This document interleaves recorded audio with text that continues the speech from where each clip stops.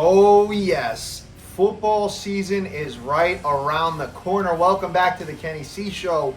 I am Kenny C for my Packers fans, for my football fans. If you guys subscribe to the channel, I know you guys have been seeing my shorts, but I assure you, now that football season is back, it will not just be short form content. Oh no, we will get back into the long form videos with my thoughts, wanting to hear your thoughts. I'm going to try to get some guests on for this season and just chop up some football and some Packers football. For those that don't know, for those that don't subscribe, first of all, subscribe to the channel because you're not going to want to miss this jam-packed football season.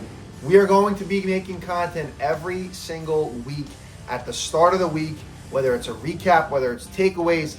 I'm going to come up with creative topic ideas. You guys know that I do. For those that subscribe already, you know that I keep it fresh and keep it creative.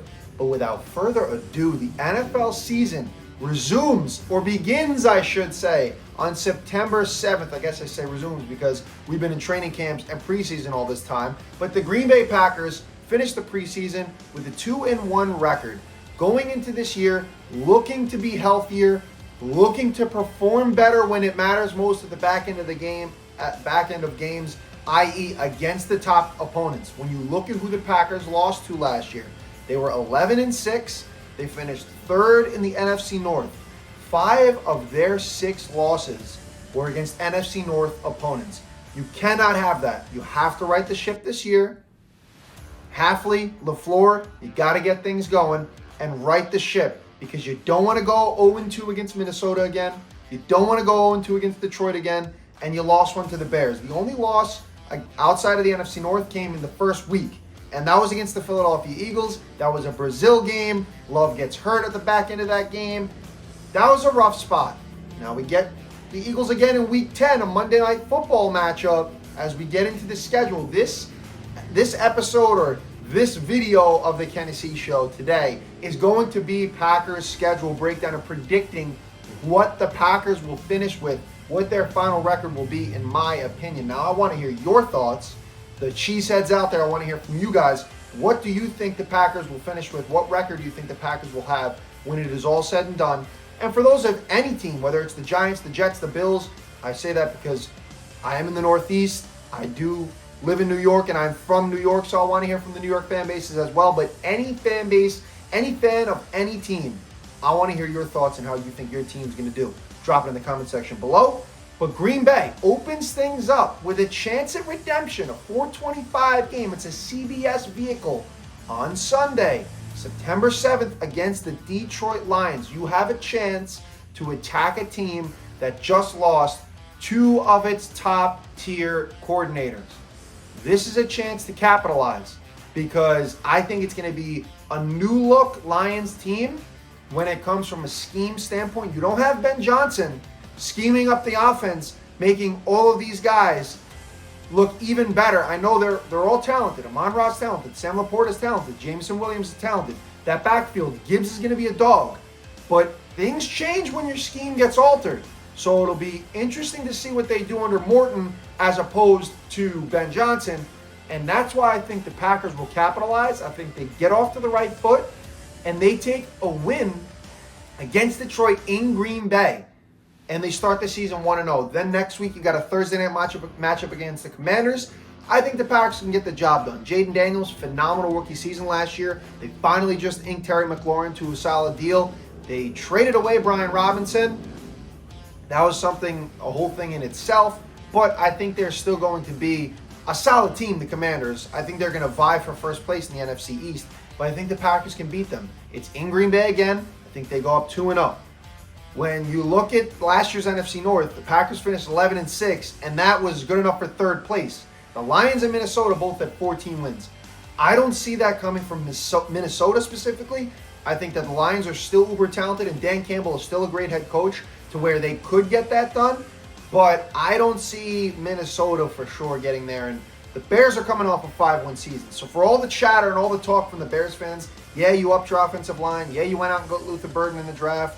Yeah, you for sure bolstered your team as a whole in getting Ben Johnson as your head coach. We'll see how that goes, okay? We'll see how that goes. But the Bears were a 5-win team last year, so let's see if they can even get to 7 wins.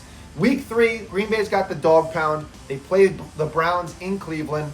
I think that's a win. I think the Packers started off 3-0. Dallas. Is it time for our annual W against Dallas? We didn't play them last year, but it seems like whenever we do play them, we get the job done, i.e. in the playoffs 2 seasons ago when we clobber them. I don't think anything changes here. It's a Sunday Night Football Week 4 matchup in Dallas, in Arlington against the Cowboys. I think Green Bay gets it done.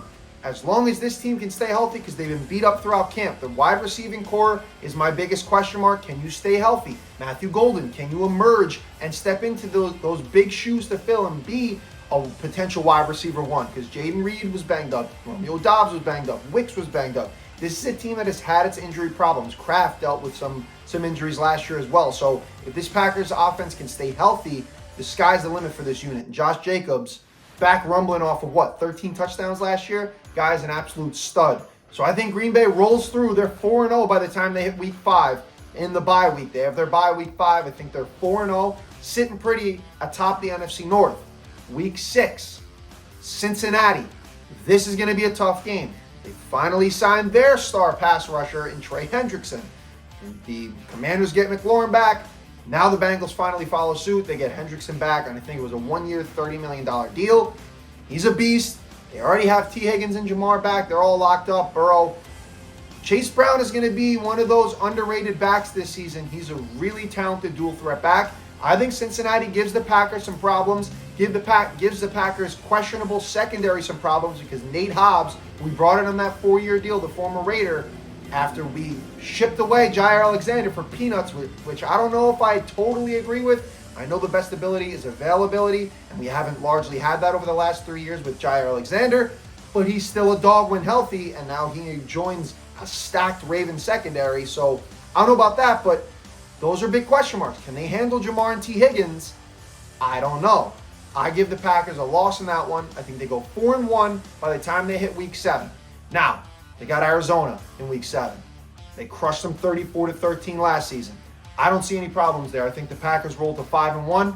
Week 8, this is the game of the year, game of the season for the Green Bay Packers in my eyes. Why?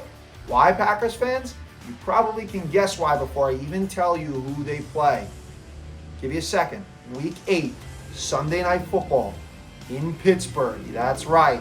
The Pittsburgh Steelers, Aaron Rodgers against his former team.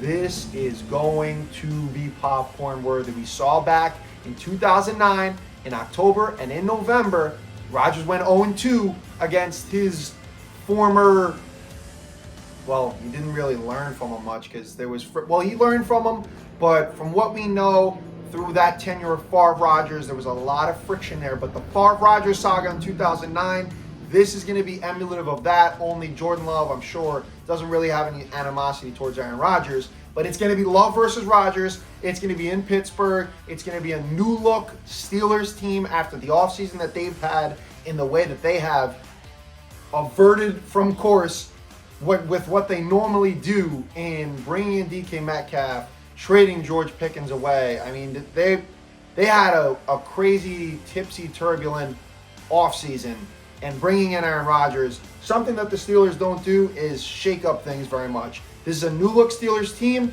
This is Rodgers against Love. I ultimately think that this will be a shootout, similar to what it was in that October game between Favre and Rodgers. I think it was October 5th of 2009. That was a classic. I think the Packers, however, in this one, come out on top and beat their former Hall of Fame legendary quarterback, Aaron Rodgers. They go 6-1 by week 8. Then we roll into week 9. The Packers are looking at a matchup against Carolina. You're going 7-2 there. Week 10, the Monday Night Football game against the Eagles. As much as I want them to get revenge, you got to be realistic. That team is the reigning Super Bowl champions. I think that the Packers lose that one. As you look here at what the Eagles still have, I mean, they're still going to be a juggernaut. Still going to be hard to beat. And I think the Packers falter in that one. By week 10, after that game against the Eagles, the Packers will be 7-3, where they will face the New York Giants. I think that one is a loss as well. Just judging by the fact that 2 seasons ago, I was there, December 11th, Tommy Cutlets and the New York Giants, who now Tommy Cutlets was was released and cut by the Giants, but that was the Cutlets game. I was there for it.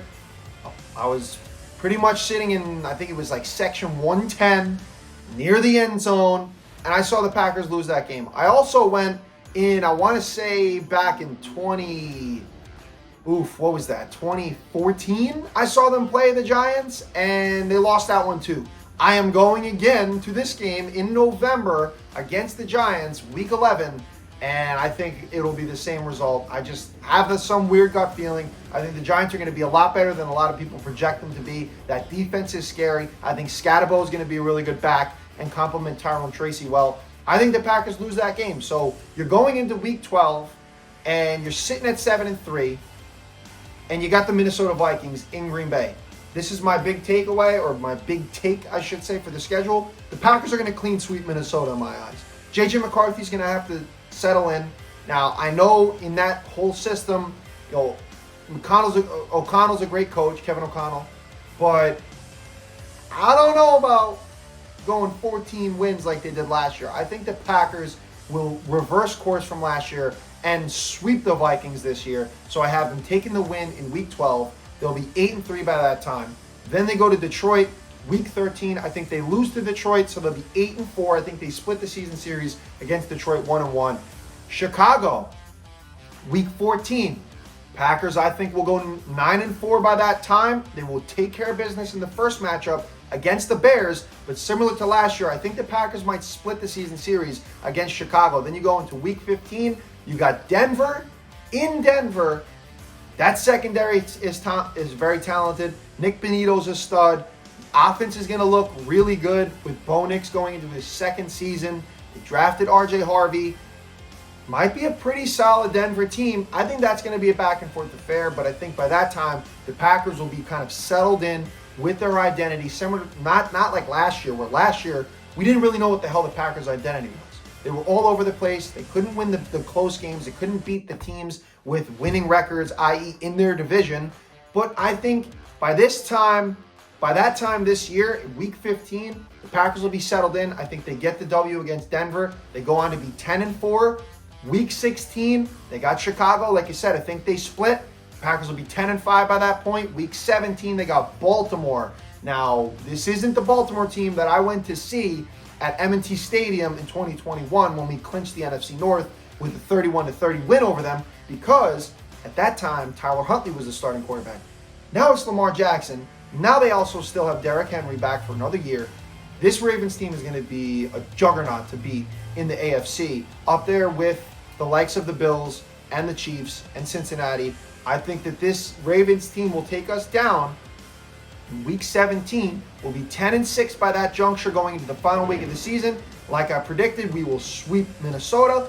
So, week 18, we beat Minnesota. We finished the season with an 11-6 record. Same as last year, except instead of being third in the NFC North, I see Minnesota regressing. I don't see Detroit being quite the juggernaut that they were, but I think they'll still be really good. So it'll be Green Bay and Detroit interchangeable to win the division. And let's just say for good measure, Detroit finishes in first place. I can see Green Bay coming in second in the NFC North with an 11-6 record. I want to hear from the Cheeseheads. Give me your predictions. Give me where you think I went wrong, where I went right, what your thoughts are, how you think the Packers will finish. And for all you football fans out there and everybody watching, subscribe to the channel.